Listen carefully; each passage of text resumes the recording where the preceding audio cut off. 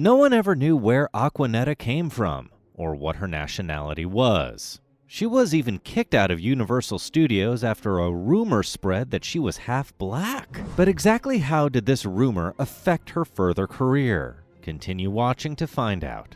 But before we do that, only a small percentage of people out there who are watching these videos are actually subscribing. So if you end up liking this video, please consider subscribing. It's free, and you can always change your mind later. Enjoy the video. The mystery behind Acquanetta. Acquanetta was reportedly born as Acquanetta Davenport in Norristown, Pennsylvania.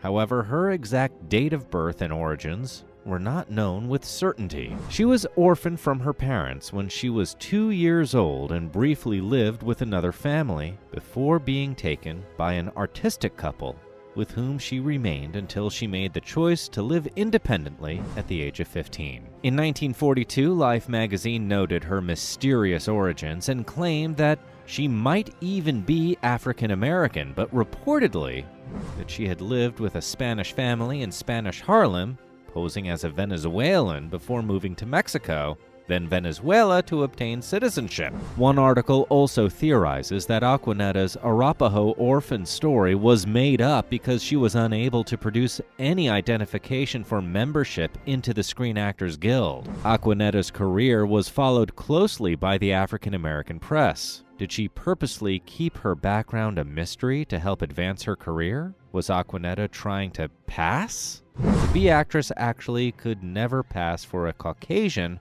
but she did look Indian or Hispanic. According to the 1940 U.S. Census Bureau, Acquanetta had 5 siblings, including a sister, Catherine Davenport, and her brother, Horace Davenport, who was the first African-American judge in Montgomery County, Pennsylvania. A 1950 edition of the black newspaper, the Los Angeles Sentinel, recognized Acquanetta as a beautiful Negro screen actress known professionally as Acquanetta. Jet magazine did a cover story on Acquanetta and also featured her often amongst their pages. The cover piece mentioned how Acquanetta was from Norristown, Pennsylvania, and left West Virginia State College for Negroes to start a career as a Broadway dancer. The beginning of her career.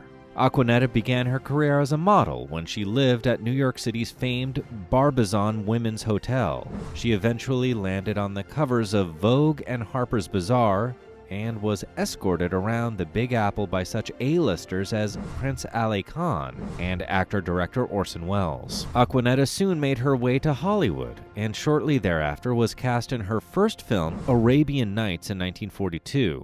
She played one of the 6 harem girls, and the role was uncredited. Universal Pictures promoted her as an exotic Latina and dubbed her the Venezuelan Volcano.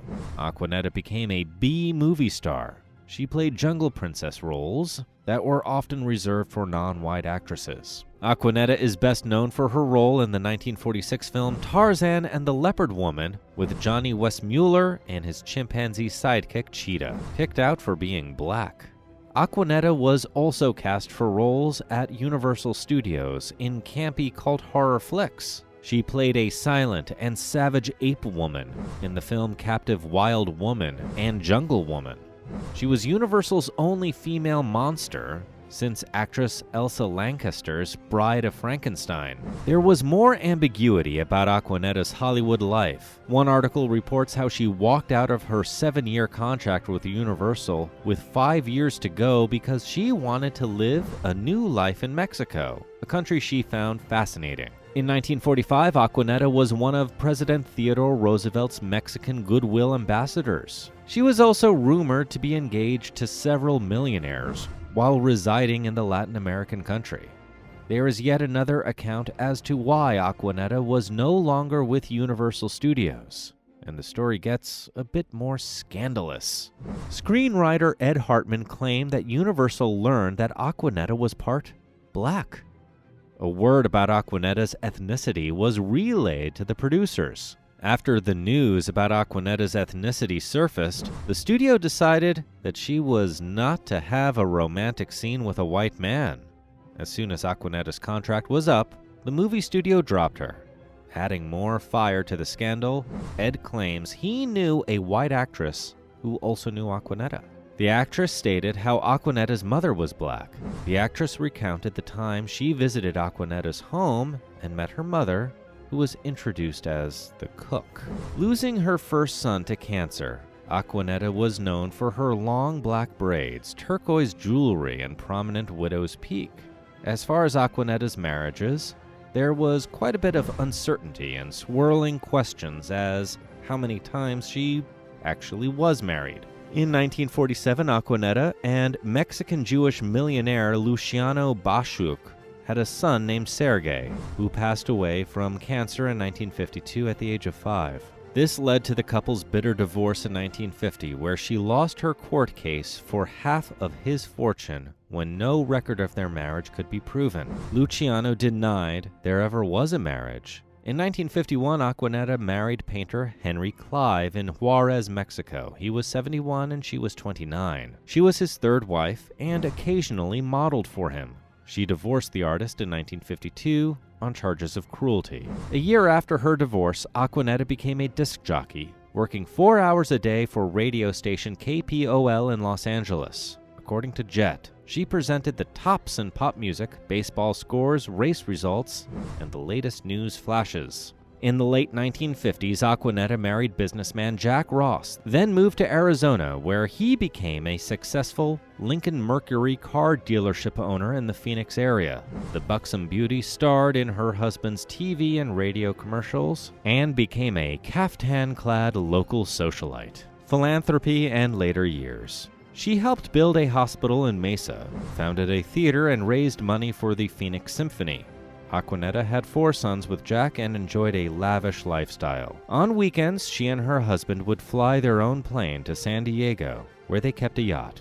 Married life was far from boring. Having once caught Jack sleeping with another woman, she filled the interior of his Lincoln Continental convertible with cement. The couple divorced in 1980. There were other legends that swirled around this couple for decades. Acquanetta started to suffer from Alzheimer's disease on August 16, 2004, at Hawthorne Court in Arizona at the age of 83. By the time of her death, she maintained her Arapaho identity. Acquanetta's life is still veiled in mystery, and she never felt the need to clarify a thing, not even in her later years. Yet the beauty's hazy past seemed to only add to the mystique of Acquanetta. Acquanetta's heritage remains unconfirmed in records, to say the least. It's not hard to understand why she tried to pass in Jim Crow Hollywood. Sadly, many have never even heard of the alluring Acquanetta. Nonetheless, she was a trailblazer who left quite a creative legacy.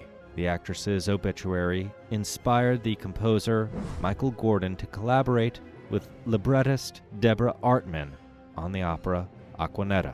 Produced by Beth Morrison Projects, the chamber version received its world premiere at the Prototype Festival in Brooklyn, New York in January 2018. What nationality do you think Acquanetta was from? Let us know what you think and check out our next video in this series.